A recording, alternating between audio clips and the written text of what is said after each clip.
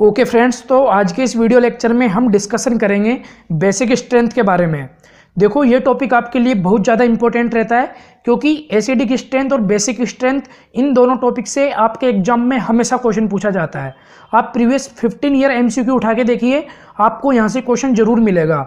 और आप जब भी एग्जाम दोगे, आपका नेक्स्ट एग्जाम जब भी होगा तो आपको इस टॉपिक से जरूर क्वेश्चन मिलेगा, चाहे वो एसिडिक स्ट्रेंथ से मिले या फिर वो बेसिक स्ट्रेंथ से मिले। अब आपको मैं बता दूं, इस वीडियो को स्टार्ट करने से पहले मैंने इस वीडियो को टोटल बेसिक स्ट्रेंथ वाले को 3 पार्ट में डिवाइड किया है, part A, part B and part C. Part A के अंदर हम डिस्कशन करेंगे एक बेसिक चीज़ें बिल्कुल जो बहुत इंपॉर्टेंट रहती है बेसिक स्ट्रेंथ के क्वेश्चंस को करने के लिए। पार्ट बी के अंदर मैं आपको ओनली क्वेश्चन ही क्वेश्चन करवाऊंगा। मैं टोटल आपको पार्ट ए के अंदर 7 to 8 क्वेश्चन, पार्ट बी के अंदर 10 क्वेश्चन और पार्ट सी के अंदर हम ओनली एक्सेप्शन डिस्कशन करेंगे जो कि अपवाद रहते हैं। और पार्ट सी के अंदर जो भी कराऊंगा वहां से हमेशा क्वेश्चन पूछा जा चुका। ओके, तो अब आप इस पार्ट ए को अच्छे से समझना और बिल्कुल रेगुलर देखना, बिल्कुल कंटिन्यू देखना। ओके, तो देखिए, मैं शुरू करता हूं। सबसे पहले आप इसकी डेफिनेशन देख लीजिए। एक्वस मीडियम में OH माइनस आयन की कंसंट्रेशन जितनी ज़्यादा होगी, जितनी मैक्सिमम होगी, उसकी बेसिक स्ट्रेंथ उतनी ही ज़्यादा होती है। आपको बस ये चीज़ समझ लेनी है, रटनी बिल्कुल भी नहीं है। अभी मैं क्वेश्चंस कराऊंगा, जब आपको ये डेफिनेशन समझ आ जाएगी। इसी की एक और डेफिनेशन है, उसको मैं बोल रहा हूँ, आप सुनिए। एक्वस मीडियम में H+ आयन को लोन पेयर देने की टेंडेंसी जितनी ज़्यादा होगी, उसकी बेसिक स्ट्रेंथ उतनी ही ज़्यादा होती है। क्या बोला मैंने, फिर से सुनो। एक्वस मीडियम में H+ आयन को लोन पेयर देने की टेंडेंसी जितनी ज़्यादा होगी, उसकी बेसिक स्ट्रेंथ उतनी ही ज़्यादा होती है। अभी मैं आपके ये दोनों कॉन्सेप्ट क्लियर करूंगा। इससे पहले आप एक ये छोटी सी चीज़ है, इसको ध्यान रखना। देखिए, बेसिक स्ट्रेंथ को यहाँ पे जो इसका साइन होता है, इसको हम यहाँ पे Kb से रिप्रेजेंट करते हैं। और एसिडिक स्ट्रेंथ को किससे करते थे, Ka से। तो जो Kb या जो बेसिक स्ट्रेंथ होती है, ये वो डायरेक्टली प्रोपोर्शनल होती है कंसंट्रेशन ऑफ OH माइनस के। अब देखो, आपसे यहाँ पे एक गलती हो सकती है। एग्जामिनर क्या करता है, यहाँ पे Pkb का ऑर्डर भी पूछ लेता है आपसे कि भाई Pkb का ऑर्डर क्या होगा या Kb का ऑर्डर क्या होगा। तो जब आपसे Pkb का ऑर्डर पूछ ले, तो उस कंडीशन में आपको यहाँ पे इसका रिवर्स कर देना है Kb का। जो आपका Kb का ऑर्डर निकल के आएगा, उसका रिवर्स कर देना, वो आपका Pkb का ऑर्डर हो जाएगा। ये चीज़ आपसे पूछी जाती है एग्जाम में, अब तक कई बार पूछी जा चुकी, और यही सेम आपको मैं आयनिक इक्विलिब्रियम के अंदर भी बताऊंगा। ओके, तो अब हम आगे बढ़ते हैं और देखते हैं एक और इसमें इंपॉर्टेंट पॉइंट। ओके, तो अब आप देखिए, आपका यहाँ पे इंपॉर्टेंट पॉइंट, आपका इंपॉर्टेंट पॉइंट है यहाँ पे प्रोटोनेशन से रिलेटेड। देखो, आप इस पॉइंट की हेल्प से आपकी जो डेफिनेशन थी उसको और भी ज़्यादा अच्छे से समझ सकते हो। इससे पहले आगे बढ़ने से पहले आपको बता दूं, बेसिक स्ट्रेंथ प्रोटोनेशन के डायरेक्टली प्रोपोर्शनल होता है, यानी कि जितना ज़्यादा प्रोटोनेशन होगा उतनी ही ज़्यादा बेसिक स्ट्रेंथ होगी। अब प्रोटोनेशन क्या होता है, आप ये सुनिए। मैंने आपको डेफिनेशन में बोला था, सेकंड डेफिनेशन में, कि H+ आयन को लोन पेयर देने की टेंडेंसी जितनी ज़्यादा होगी, उसकी बेसिक स्ट्रेंथ उतनी ही ज़्यादा होती है। तो इसी को प्रोटोनेशन बोलते हैं हम। यानी कि H+ आयन को जो जितना ज़्यादा लोन पेयर देगा, जितनी ज़्यादा लोन पेयर देने की टेंडेंसी होगी, उसी को हम प्रोटोनेशन बोलेंगे। और मैंने एक वर्ड यूज लिया था वहाँ पे डेफिनेशन के अंदर, एक्वस मीडियम। तो ये एक्वस मीडियम रहा, और आप देख सकते हो यहाँ पे ये लोन पेयर इसको डोनेट कर रहा है, तो यहाँ पे क्या बन जाएगा, RNH3+ बन जाएगा, और OH माइनस यहाँ पे क्या हो जाएगा, ये रिलीज हो जाएगा। ये छोटी सी बात थी, ये छोटा सा पॉइंट था, आप पे समझ आ जाना चाहिए। अभी इसका आज बहुत ज़्यादा इफेक्ट पड़ने वाला है आज के इस लेक्चर में। ये NH2 दिख रहा है आपको यहाँ पे, ये पूरा बेसिक स्ट्रेंथ का, पूरी भी जो बेसिक स्ट्रेंथ का हमारा जो लेक्चर होगा, उसके अंदर इसी का कमाल होने वाला है। ओके, तो अब आप देखिए आपका यहाँ पे नेक्स्ट पॉइंट। देखो, ये नेक्स्ट पॉइंट बहुत ज़्यादा इंपॉर्टेंट रहता है आपके लिए, अगर आप बेसिक स्ट्रेंथ के क्वेश्चन फास्ट करना चाहते हो, स्पीड से करना चाहते हो, उसके लिए। इसीलिए मैंने यहाँ पे इस पॉइंट को लिया है। तो देखिए, इस पॉइंट में ऐसा क्या है कि ये क्वेश्चन की स्पीड को फास्ट करेगा। देखो, जो सबसे ज़्यादा बेसिक स्ट्रेंथ होती है वो होती है हमारे ग्वानाडीन की। अब क्यों होती है अभी बताऊंगा, इसके पहले आप ये देख लीजिए, इसका ऑर्डर सबसे ज़्यादा ग्वानाडीन की होती है, इससे कम होती है एथेनेमाइड की, और इससे कम होती है बेंजाइलेमिन की, और इससे भी कम होती है बेंजाइलेमिन से भी यहाँ पे एनिलीन की, और सबसे कम होती है एमाइड की। देखो, आपको इस ऑर्डर को याद करना होगा, और आपको जो ये स्ट्रक्चर है, इनको आपके माइंड में बिल्कुल इनकी इमेज यहाँ पे फिट बिठानी होगी, बिल्कुल सेव रखनी होगी, तभी क्वेश्चन फास्ट हो पाएगा। अब रीजन देखो कि यहाँ पे ग्वानाडीन की बेसिक स्ट्रेंथ सबसे ज़्यादा क्यों होती है और एमाइड की बेसिक स्ट्रेंथ सबसे कम क्यों होती है। यहाँ पे जो ये पॉइंट है इसका, इसकी इंपॉर्टेंस क्या है, देखिए जब आपको जैसे कि एग्जामिनर ने यहाँ पे 4 ऑप्शन दे दिए, उसमें से एक ऐसा रहेगा जिसमें ग्वानाडीन होगा, तो आपका क्या है कि 4 में से 2 ऑप्शन तो आप ऐसे ही क्लियर कर लोगे, ऐसे ही पता लग जाएगा आपको ग्वानाडीन की हेल्प से, ऐसे ही आपकी एमाइड हेल्प करेगा। तो 4 में से 2 ऑप्शन को चेक करने में टाइम नहीं लगता, बाकी 2 में टाइम लगेगा, इसलिए ये पॉइंट इंपॉर्टेंट हो जाता है। अब यहाँ पे ग्वानाडीन की सबसे ज़्यादा बेसिक स्ट्रेंथ होने का रीजन है, देखिए यहाँ पे 3 NH2 ग्रुप है, और NH2 को क्या लगता था, प्लस एम लगता था। मैंने बताया था जब जब लोन पेयर आ जाए वहां पे हमेशा प्लस एम लगेगा। ओके, हमने मान लिया। इसके अलावा आप देखिए इसमें यहाँ पे 3 NH2 है, यहाँ बाकी सब में 1 है। इस कंडीशन में इसकी सबसे ज़्यादा हो जाती है। फिर बात आती है इन ये तीनों चारों में। अब देखो आपको एक बात सिखा दूँ, एक होता है लोकेलाइज, और एक होता है यहाँ पे डीलोकेलाइज। ये सबसे ज़्यादा इंपॉर्टेंट वर्ड रहते हैं हमारे बेसिक स्ट्रेंथ के क्वेश्चन को सोल्व करने के लिए। लोकेलाइज को हिंदी में बोला जाता है स्थानीकृत, यानी कि ये भग सकता है कहीं भी, बट डीलोकेलाइज को बोला जाता है हिंदी में विस्थानीकृत, यानी कि ये भगेगा नहीं, इसको पाबंदी में रहना पड़ेगा, इसको जेल के अंदर रहना पड़ेगा। अभी समझाता हूँ इन वर्ड का मतलब। देखो यहाँ पे देखिए, यहाँ पे क्या है, यहाँ पे रेजोनेंस नहीं हो रहा, यहाँ पे रज्जो नहीं हो रहा। इस कंडीशन में जो नाइट्रोजन के ऊपर जो लोन पेयर है इसको आप लोकेलाइज बोलोगे। सुनो अच्छे से सुनो। अब ये देखो यहाँ पे पाई सिंगल लोन पेयर, यहाँ क्या यहाँ रेजोनेंस होगा, नहीं यहाँ भी रेजोनेंस नहीं होगा। इस कंडीशन में आप इसको भी लोकेलाइज बोलोगे। फिर बताओ यहाँ पे क्या, यहाँ पे रेजोनेंस होगा, जी हाँ यहाँ पे रेजोनेंस होगा, पाई सिंगल लोन पेयर। तो इस कंडीशन में आप इसको क्या बोल दोगे, डी लोकेलाइज बोल दोगे। मैंने बोला था स्थानीकृत, यानी कि जो भग सकता है उसको हम क्या बोलते थे, लोकेलाइज बोलते थे। और ध्यान रखना लोकेलाइज की basic strength always D localise से ज़्यादा होती है। क्या, लोकेलाइज की basic strength always D localise से ज़्यादा होती है। ऐसा क्यों, मैंने बोला था कि जो जितना जल्दी लोन पेयर डोनेट करेगा, जो जितना जल्दी लोन पेयर देगा, उसकी बेसिक स्ट्रेंथ ज़्यादा होती है। तो ये वाले लोन पेयर क्या कहीं भी भग सकते हैं, बट ये भगेगा नहीं, इसको पाबंदी में रहना पड़ेगा, इसको यहाँ रेजोनेंस में रहना ही पड़ेगा, इसलिए यहाँ पे ये जेल के अंदर बंद रहेगा, आप इसको जेल मान लीजिए। इस कंडीशन में इन तीनों की बेसिक स्ट्रेंथ इन दोनों से ज़्यादा हो जाती है, बिकॉज ये भी क्या होता है, ये भी हमारा डी लोकेलाइज होता है। देखिए यहाँ रेजोनेंस हो रहा है pi single lone pair. I hope आपको ये समझ आ गया होगा। देखिए ये तीनों क्या है, यहाँ पे लोकेलाइज, इस कंडीशन में इन दोनों से इनकी ज़्यादा हो जाती है। फिर आपका डाउट आ गया होगा इन दोनों में इसकी ज़्यादा कैसे हुई, तो देखो भाई इसका यहाँ पे -m लगेगा। -m की हमारी ट्रिक क्या थी, जब जब मल्टीपल बॉन्ड आ जाए, डबल बॉन्ड या ट्रिपल बॉन्ड, उस कंडीशन में क्या है कि उसका -m लगता है। तो यहाँ पे इसका -m लगता है। वो बेसिक स्ट्रेंथ होता है, अभी आपको आगे चल के बताऊंगा, वो +m +h और +i के तो क्या होता है, डायरेक्टली प्रोपोर्शनल होता है। वो -m -h और -i के इनवर्सली प्रोपोर्शनल होता है। वो बेसिक स्ट्रेंथ कार्बोकेटाइन की स्टेबिलिटी के भी डायरेक्टली प्रोपोर्शनल होता है। आप इसको यहाँ से भी समझ सकते हो। देखिए यहाँ पे जो लोन पेयर है ये यहाँ पे ये रेजोनेंस के अंदर इन्वॉल्व हो जाता है। कभी कभी ये जो ये डबल बॉन्ड रहता है इसका इलेक्ट्रॉन नाइट्रोजन ले लेता है, कभी कभी यहाँ पे लोन पेयर को दे देता है। इस कंडीशन में यहाँ क्या कार्बोकेटाइन बन जाता है। तो यहाँ कार्बोकेटाइन की स्टेबिलिटी सबसे ज़्यादा होने की वजह से भी इसकी बेसिक स्ट्रेंथ सबसे ज़्यादा हो जाती है। दो रीजन बताए, दोनों रीजन को याद रखना। आई होप आपको ये समझ आ गया होगा। अभी भी आपका डाउट होगा इन दोनों में, तो इन दोनों में आपको बता दूं कि भाई ये भी लोकेलाइज और ये भी लोकेलाइज, तो इसकी बेसिक स्ट्रेंथ ज़्यादा क्यों हुई, एथेनेमाइड की बेंजाइल एमाइन से। तो ये भी आप देख लीजिए, यहाँ पे भी एक नाइट्रोजन है, एक NH2 ग्रुप है, यहाँ पे भी एक NH2 ग्रुप है। बट ध्यान दो यहाँ पे बेंजीन रिंग पूरा माहौल बिगाड़ देगी। आपको पता हो तो बेंजीन रिंग का -m भी लगता है और +m भी लगता है, बट यहाँ CH3 CH2 ग्रुप है। इस कंडीशन में ये बिल्कुल सेफ रहेगा। इस कंडीशन में एथेनेमाइड की यहाँ पे बेसिक स्ट्रेंथ ज़्यादा हो जाती है बेंजाइल एमीन से। मुझे एक्सप्लेन नहीं करना चाहिए था बट फिर भी किया। बट अब देखो टाइम तो थोड़ा बिगड़ेगा, अगर आपको समझना होगा तो। आई होप आपको ये पॉइंट समझ आ गया होगा। ओके, अब देखिए अब हम हमारे क्वेश्चंस स्टार्ट करते हैं। ओके तो फ्रेंड्स अब हम स्टार्ट करते हैं हमारे यहाँ पे बेसिक स्ट्रेंथ वाले क्वेश्चंस। देखो आपको सारे क्वेश्चंस में यहाँ पे बेसिक स्ट्रेंथ के ऑर्डर कंपेयर करने हैं। ओके, बट क्वेश्चंस को स्टार्ट करने से पहले आपको मैं यहाँ पे टोटल ये 4 रूल बताऊंगा।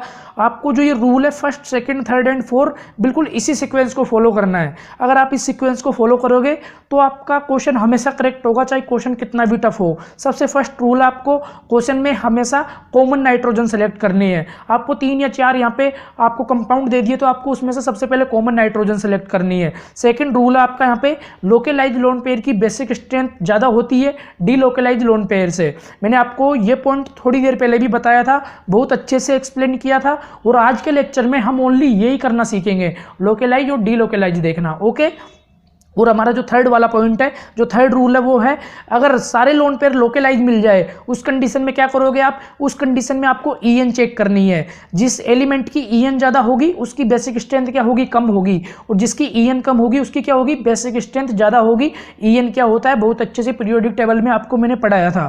फिर देखो फोर्थ वाला रूल है, अगर लोकलाइज और डीलोकलाइज बिल्कुल सेम आ जाए दोनों ही कंडीशन, फिर क्या करेंगे, फिर आपको यहाँ पे अवेंजर्स लगाने हैं। अवेंजर्स क्या होते थे, मैंने आपको plus M effect, plus H effect और प्लस आई इफेक्ट तीनों चीज़ें बहुत अच्छे से पढ़ाई थी। माइनस एम भी पढ़ाया था, माइनस एच भी पढ़ाया था और माइनस आई इफेक्ट भी पढ़ाया था। अगर आपने अभी तक ये लेक्चर नहीं देखे तो ये तो बहुत ज़्यादा आपके यहाँ पे काम आएंगे। आप इनको अभी भी आपके पास वक्त है, आप देख लीजिए। ओके, वैसे आपकी मैं पूरी हेल्प करूँगा। अब मैं आपके यहाँ पे क्वेश्चंस स्टार्ट करता हूँ। ओके फ्रेंड्स, तो अब आप देखिए आपका यहाँ पे क्वेश्चन नंबर 1, आपको यहाँ पे दो कंपाउंड दे रखे हैं ए और बी, आपको यहाँ पे बेसिक स्ट्रेंथ का ऑर्डर लगाना है। बिल्कुल सबसे सिंपल क्वेश्चन से चल रहा हूँ, इसीलिए मैंने इस वीडियो को 3 पार्ट में यहाँ पे डिवाइड की है। पार्ट ए के अंदर हम ओनली सिंपल क्वेश्चन करेंगे, बट पार्ट बी और पार्ट सी आप पे जब ही आएगा जब आप पे पार्ट ए आता होगा। अब देखो आप इस क्वेश्चन को कैसे करोगे। सबसे फर्स्ट रूल देखिए हमारा, आपको कॉमन नाइट्रोजन सेलेक्ट करनी थी। ओके, हमने कर ली, एक नाइट्रोजन ये रही, एक ये रही। जी हाँ, हमने कॉमन नाइट्रोजन सेलेक्ट कर ली। फिर आपका सेकंड रूल क्या था, लोकलाइज और डीलोकलाइज देखना था। देखो आप पे अब आ जाना चाहिए। लोकलाइज को हमने हिंदी में क्या बोला था, स्थानीकृत। लोकलाइज का मतलब होता था जो रेजोनेंस में भाग नहीं लेगा, जो रेजोनेंस के अंदर इन्वॉल्व नहीं होगा। तो यहाँ पे देखिए, यहाँ पे रेजोनेंस हो ही नहीं रहा, तो इसको क्या बोल देंगे, हम इसको लोकलाइज बोल देंगे। और हमने डीलोकलाइज बोला था जो रेजोनेंस के अंदर इन्वॉल्व हो रहा था, जो रेजोनेंस के अंदर पार्टिसिपेट कर रहा था। तो इसको आप देखिए पाई सिंगल लोन पेयर, इस कंडीशन में आप इसको डीलोकलाइज बोल दोगे। और आप हमारा सेकंड रूल याद कीजिए, लोकलाइज की बेसिक स्ट्रेंथ ज़्यादा होती थी डीलोकलाइज से। इस कंडीशन में ए वाले कंपाउंड की बेसिक स्ट्रेंथ ज़्यादा हो जाती है बी वाले कंपाउंड से। बिल्कुल सिंपल आसान सा क्वेश्चन था, बिल्कुल लॉलीपॉप, जो आपको समझ आ गया होगा।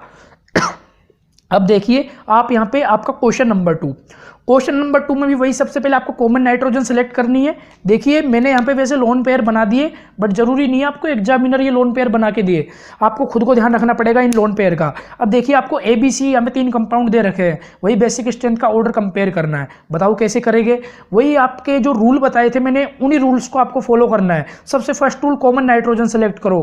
कॉमन नाइट्रोजन हमने सेलेक्ट कर ली, तीनों कंपाउंड में बिल्कुल सेम है। सेकंड रूल, लोकलाइज और डीलोकलाइज वाला। देखिए यहाँ पे सारे के सारे क्या है, यहाँ पे लोकलाइज है, आपको दिख रहा होगा। यहाँ पे देखिए रेजोनेंस नहीं हो रहा, ये भी लोकलाइज, ये भी लोकलाइज, और ये क्या है, ये भी लोकलाइज। अब बात आ गई, अब आपको ईएन देखनी पड़ेगी। जब लोकलाइज आ जाए सारे के सारे, उस कंडीशन मैंने आपको बताया था इसके पहले आप ईएन देखो लोकलाइज आते ही। अब यहाँ पे लोकलाइज आ गया, अब आप ईएन देखिए। ईएन कैसे देखे, ईएन देखने के लिए आप पे हाइब्रिडाइजेशन आना चाहिए। बहुत अच्छे से बताया था केमिकल बॉन्डिंग में। बताओ इसका क्या होगा भाई, इसका एसपी होगा। चलो हेल्प कर देता हूँ आपकी। हमारा हाइब्रिडाइजेशन होता था number of sigma bond plus lone pair. Sigma bond कितने हैं यहाँ, 1 sigma bond plus lone pair कितना, 1। इस कंडीशन में स्टेरिक नंबर आ जाता है 2, और 2 स्टेरिक नंबर के लिए हाइब्रिडाइजेशन होता था sp।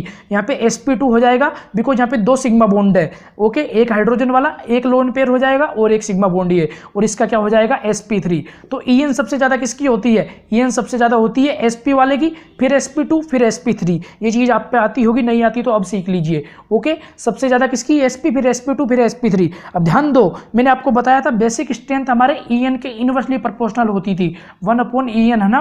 तो जिसकी ईएन ज्यादा उसकी बेसिक स्ट्रेंथ कम।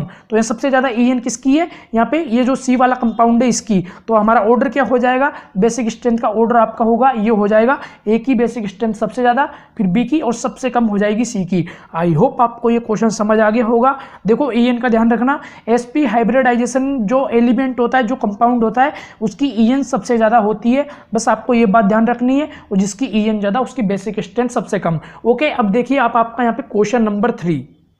ओके फ्रेंड्स, तो अब आप देखिए आपके यहाँ पे क्वेश्चन नंबर 3, 4 और 5। देखो तीनों ही क्वेश्चन रियली बहुत ज़्यादा सिंपल है। तो आप एक काम करो, वीडियो को अभी कभी पोस्ट करो और आप खुद ट्राई करो इन तीनों क्वेश्चंस को, और आपका जो आंसर निकल के आता है, जो आपका आंसर आता है उसको आप मेरे आंसर से मैच कर लेना। अगर आपकी गलती होती है तो बहुत अच्छी बात है, एग्जाम के अंदर फिर आपसे ये गलती नहीं होगी। देखो आलस मत करना, जो बोल रहा हूँ वो कर लेना। ओके, अब मैं आपको क्वेश्चन नंबर 3 का सोल्यूशन बताता हूँ। आपको वही बेसिक स्ट्रेंथ का ऑर्डर कंपेयर करना है। कैसे करेंगे, सबसे फर्स्ट रूल हमारा क्या था, कॉमन नाइट्रोजन सेलेक्ट करो। ओके, मैंने कर ली। सेकंड रूल, आपको लोकलाइज और डीलोकलाइज वाला कंसेप्ट अप्लाई करना था। तो बताओ ये क्या होगा, पाई सिंगल पाई सिंगल पाई सिंगल पाई, पाई सिंगल लोन पेयर, ये क्या होगा, ये डिलोकेलाइज होगा, है ना। और ये क्या होगा, पाई सिंगल लोन पेयर सिंगल पाई, ये क्या होगा हमारा, ये भी हमारा डिलोकेलाइज होगा, यही होगा ना। ये क्या होगा, डिलोकेलाइज। देखो ये गलत है, ये डिलोकेलाइज नहीं होगा, इसीलिए मैंने डिलोकेलाइज बोला। ध्यान से सुनो, पाई सिंगल पाई। अरे ये लोन पेयर को लेगा ही क्यों, रिंग के बाहर जाने की जरूरत ही नहीं पड़ रही। जब घर में इसको पूरा सामान मिल रहा है, घर के अंदर ही पूरी फैसिलिटी मिल रही है, तो ये बाहर क्यों जाएगा, बाहर नहीं जाएगा, ये घर के अंदर ही अपना पूरा काम कर लेगा। इस कंडीशन में लोन पेयर यहाँ पे क्या है, इस रिंग के साथ यहाँ पे रेजोनेंस में इन्वॉल्व नहीं होगा। इस कंडीशन में ये लोकेलाइज हो जाता है, ये वाला लोन पेयर। ये भग सकता है, कहीं भी जा सकता है, बट रेजोनेंस अंदर ही हो रहा है, घर के अंदर पूरा, तो बाहर नहीं होगा। ये बात ध्यान रखना, गलती हो जाती है, एक छोटी सी मिस्टेक है जो आपसे हो सकती है, मैंने बता दी, और ये सही है, ये हमारा डिलोकेलाइज होगा। तो बेसिक स्ट्रेंथ किसकी ज़्यादा होती थी, लोकेलाइज वाले की ज़्यादा होती थी डिलोकेलाइज वाले से। देखो सिंपल था बट ट्रिकी था। क्वेश्चन आता है एग्जाम के अंदर, फिर आप भी बोलते हो यार पेपर सिंपल आया बट पता नहीं बिल्कुल पेपर ट्रिकी था, तो ऐसे ही होता है, यही गलती होती है आपसे। पेपर सिंपल आता है बट ट्रिकी क्वेश्चन रहता है, ये ट्रिकी क्वेश्चन है। क्वेश्चन नंबर 4 देखिए, यहाँ से ये रफ हो गया, ये मिट गया थोड़ा सा, मैं इसको वापस बना देता हूँ। क्वेश्चन नंबर 4 में भी आपको सेम वही बेसिक स्ट्रेंथ वाला ऑर्डर कंपेयर करना, बताओ कैसे करेंगे। देखिए पाई सिंगल लोन पेयर, ये क्या हो जाएगा हमारा डिलोकेलाइज। ये क्या होगा, पाई सिंगल लोन पेयर। देखो रेजोनेंस हो रहा है बट हो तो रहा है, चाहे कितना सही हो रहा हो, इस कंडीशन में ये भी डिलोकेलाइज। बट यहाँ क्या होगा, यहाँ मोर रज्जो होगा, यहाँ मोर रज्जो है इस वाले कंपाउंड में, और यहाँ क्या रेजोनेंस है बट कम है। इस कंडीशन में देखो जब मोर रज्जो होगा तो मोर डिलोकेलाइज होगा, और जब मोर डिलोकेलाइज होगा उसकी बेसिक स्ट्रेंथ कम हो जाएगी, बिकॉज लोकेलाइज वाले की बेसिक स्ट्रेंथ ज़्यादा होती थी, बट यहाँ दोनों ही डिलोकेलाइज है, बट ये वाला ज़्यादा डिलोकेलाइज है लोन पेयर। इस कंडीशन में इसकी बेसिक स्ट्रेंथ कम हो जाती है। ओके, अब देखो क्वेश्चन नंबर 5। क्वेश्चन नंबर 5 में भी सेम आपको यहाँ पे बेसिक स्ट्रेंथ का ऑर्डर लगाना है। देखिए पाई सिंगल पाई, यहाँ पे क्या है, पाई सिंगल लोन पेयर। अब देखो यहाँ पे क्या है, यहाँ पे ये वाला तो पाई सिंगल लोन पेयर, दोनों के दोनों ही इस कंडीशन में डिलोकेलाइज हो जाते हैं। देखो यहाँ बाहर जा सकता है आराम से पाई सिंगल लोन पेयर, बट यहाँ बाहर नहीं जा सकता, यहाँ तो ये वाला सीक्वेंस फॉलो करना पड़ेगा, और ये भी क्या है डिलोकेलाइज। तो यहाँ पे भी सेम कंसेप्ट, यहाँ पे क्या है, मोर रज्जो होगा तो मोर डिलोकेलाइज होगा, यहाँ पे रज्जो होगा बट कम होगा, यहाँ रज्जो आएगी बट कम आएगी। इस कंडीशन में ये डिलोकेलाइज क्या होगा, यहाँ पे कम होगा, ये लोकेलाइज ज़्यादा होगा, तो इसकी बेसिक स्ट्रेंथ भी ज़्यादा आ जाती है। ये तो बिल्कुल सिंपल क्वेश्चन थे, पांचों क्वेश्चन। क्वेश्चन नंबर 6 और 7 बहुत ज़्यादा इंपॉर्टेंट रहते हैं, और दोनों ही क्वेश्चन पूछे जा चुके, तो ये तो आपको समझ आ गए होंगे। अब देख लीजिए आपके यहाँ पे क्वेश्चन नंबर 6 और 7 दोनों इंपॉर्टेंट है। ओके फ्रेंड्स, तो अब आप देखिए आपके यहाँ पे क्वेश्चन नंबर 6 और 7, देखो दोनों ही क्वेश्चन इंपॉर्टेंट है, और दोनों ही क्वेश्चन ऑलरेडी एग्जाम के अंदर पूछे जा चुके। क्वेश्चन नंबर 6 एम्स और जेई के अंदर पूछा जा चुका, question number 7 JEE and NEET दोनों के अंदर पूछा जा चुका। क्वेश्चन नंबर 6 अभी तक नीट के अंदर नहीं आया, हो सकता है आ जाए, तो आप इसको अच्छे से समझना। हो सकता है आपको ये टफ लग रहे तो भी मैं जो एक्सप्लेनेशन समझाऊंगा वो आपको बहुत सिंपल लगेगा। अगर मेरा कंसेप्ट आपको समझ आया तो आपको भी यही क्वेश्चन बहुत ज़्यादा सिंपल लगेंगे। और जिन बच्चों पे आते हैं तो वो अभी इस वीडियो को पॉज करो यहीं के यहीं, और आप खुद ट्राई कीजिए। ओके, अब देखिए क्वेश्चन नंबर 6, आपको यहाँ पे बेसिक स्ट्रेंथ का ऑर्डर कंपेयर करना है। आपको यहाँ पे देखिए इसी एक ही कंपाउंड दे रखा है ओनली, और इसी के अंदर यहाँ पे 2 NH2 ग्रुप है, तो ए और बी आपको इसमें बेसिक स्ट्रेंथ का ऑर्डर बताना है। सबसे फर्स्ट कंसेप्ट आपको हमारा क्या था, सबसे फर्स्ट कंसेप्ट था हमारा, आपको यहाँ पे कॉमन नाइट्रोजन सेलेक्ट करना था। ओके, मैंने कर ली, तो यहाँ पे कॉमन नाइट्रोजन सेलेक्ट कर ली। सेकंड हमारा यहाँ पे रूल था, वो था हमारा लोकेलाइज और डिलोकेलाइज चेक करो। तो देखो पाई सिंगल लोन पेयर, इस कंडीशन में ये क्या हो जाता है, डिलोकेलाइज हो जाता है, बिकॉज यहाँ रेजोनेंस हो रहा है। इधर से भी देख लो पाई सिंगल लोन पेयर, यानी कि रेजोनेंस होगा तो श्योर है ये डिलोकेलाइज होगा। इसका देखिए पाई सिंगल लोन पेयर, सिंगल पाई सिंगल, अरे ये भी डिलोकेलाइज है ना, ये भी डिलोकेलाइज होगा ना।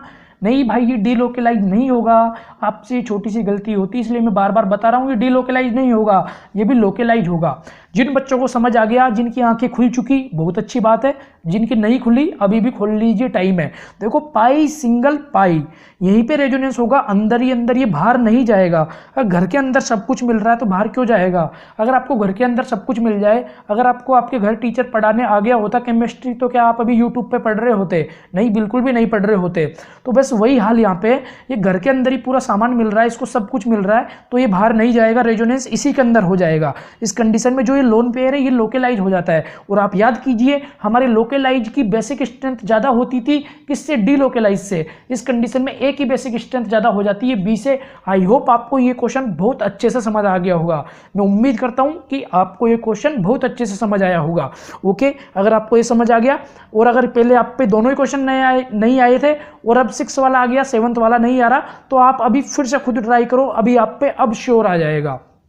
ओके, अब मैं क्वेश्चन नंबर 7 एक्सप्लेन करता हूं। देखो क्वेश्चन नंबर 7, आपको यहाँ पे 3 रिंग दिखाई दे रही है बट कंपाउंड ओनली 1 है। आप इसमें बेसिक स्ट्रेंथ का ऑर्डर कैसे लगाओगे, ए बी और सी। सबसे फर्स्ट तो कॉमन नाइट्रोजन सेलेक्ट कर लो, हमने कर ली। एक नाइट्रोजन ये रही, एक ये रही, एक ये रही। सेकंड हमारा रूल था यहाँ पे, आपको यहाँ पे क्या करना है, लोकलाइज डीलोकलाइज चेक करना है। तो ये क्या होगा, ये लोकलाइज होगा, कुछ भी नहीं है, रेजोनेंस हो ही नहीं रहा। ये क्या होगा, डीलोकलाइज होगा। देखो पाई सिंगल लोन पेयर, यहाँ रेजोनेंस हो रहा है इसलिए डीलोकलाइज। और ये क्या होगा बताओ, यहाँ पे ये लोन पेयर है, लल्ला लोन पेयर यहाँ पे भी है, बिल्कुल अच्छे से देख लिया करो। यहाँ पे क्या होगा, यहाँ पे भी देखो पाई सिंगल और ये क्या है, डबल बॉन्ड। तो यहाँ पे भी ये क्या हो जाता है, डीलोकलाइज हो जाता है। ये तो आपको समझ आ गया होगा। आज के लेक्चर में बिल्कुल यही समझाना था मुझे, डीलोकलाइज लोकलाइज। नेक्स्ट लेक्चर बहुत शानदार आएगा, बहुत अच्छे क्वेश्चन होंगे, ये भी अच्छे हैं बट और भी अच्छे क्वेश्चन आएंगे अभी। अब देखो बेसिक स्ट्रेंथ का ऑर्डर कैसे लगाओगे, लोकलाइज की डीलोकलाइज से ज़्यादा ये हमारा कन्फर्म है, यानी कि यहाँ पे सी की ज़्यादा है बी और ए से, ये तो आपका श्योर है। अभी इन दोनों में कैसे देखेंगे, तो देखो आप अच्छे से, ये भी डीलोकलाइज ये भी डीलोकलाइज। हमारा फिर बाद में हमको क्या चेक करना था, ई एन। यहाँ ई एन चेक कर ही नहीं सकते, बिल्कुल सेम यहाँ पे सेम इफेक्ट लगेगा। फिर आपको यहाँ पे चेक करना था क्या, अब देखो बिल्कुल वो जो मैंने ऑर्डर बताया था ना, जो मैंने आपको 5 कंपाउंड बताए थे, एक इंपॉर्टेंट पॉइंट बताया था, वो आपको याद आ जाना चाहिए। इमेज आपके बिल्कुल माइंड में होनी चाहिए। ये एमाइड आपको दिखाई दे रहा हो तो, और एमाइड का क्या लगता था, -m लगता था, बिकॉज यहाँ डबल बॉन्ड आ रहा है। इस कंडीशन में इसकी बेसिक स्ट्रेंथ सबसे कम होगी, आपको ये ध्यान रखना है। तो सी की सबसे ज़्यादा, फिर बी की, फिर ए की। ध्यान रखो जब भी एमाइड आ जाए बेसिक स्ट्रेंथ सबसे कम, हमेशा सबसे कम होगी। इसीलिए आपको इसमें सोचने की जरूरत ही नहीं थी, अभी तो मैंने समझाया इसलिए मैंने आपको अच्छे से समझाया। बट अगर आपको एमाइड दिख जाए ना तो उसकी बेसिक स्ट्रेंथ सबसे कम लगा दो, हमेशा बिना सोचे समझे। अब हम आने वाले नेक्स्ट लेक्चर में और क्वेश्चंस करेंगे। आज टोटल 7 क्वेश्चन किए, इतने क्वेश्चन काफ़ी है। आई होप कि आपको आज का ये लेक्चर बहुत अच्छे से समझ आया होगा। देखो अगर लेक्चर समझ आया हो, वीडियो अच्छी लगी हो, तो प्लीज़ वीडियो को लाइक करके शेयर जरूर कर देना। देखो मैं जो बोल रहा हूँ वो काम कर देना, आप करोगे तो मैं आपके लिए ज़्यादा से ज़्यादा लेक्चर अपलोड करूँगा। आपको क्या करना है, वीडियो को लाइक करके और वीडियो को शेयर करनी है अपने फ्रेंड सर्कल में। देखो आप लोग सेल्फिश मत बनना प्लीज़। हमारे देखो अगर आप हमारे सब्सक्राइबर बढ़ेंगे तो मैं ज़्यादा मेहनत कर पाऊंगा, सिंपल सी बात ये है। और मैं आपसे कुछ नहीं मांग रहा, बस आपको इतना सा काम करना है। और अगर आप इस चैनल पे अभी तक नए हो तो चैनल को यहाँ पे सब्सक्राइब कर लीजिए। रेड कलर का बटन आपको नीचे दिखाई दे रहा है, साइड में दिखाई दे रहा होगा, बेल आइकन जरूर प्रेस कर लेना जिससे वीडियो की नोटिफिकेशन आपको मिल जाए। पार्ट बी और पार्ट सी बहुत जल्द आ जाएंगे, तब तक थोड़ा सा आपको वेट करना होगा। ओके, तो अब हम मिलते हैं हमारे पार्ट बी के अंदर। तब तक के लिए धन्यवाद, थैंक यू सो मच। जय हिंद, जय भारत। वीडियो को शेयर करके जरूर जाना।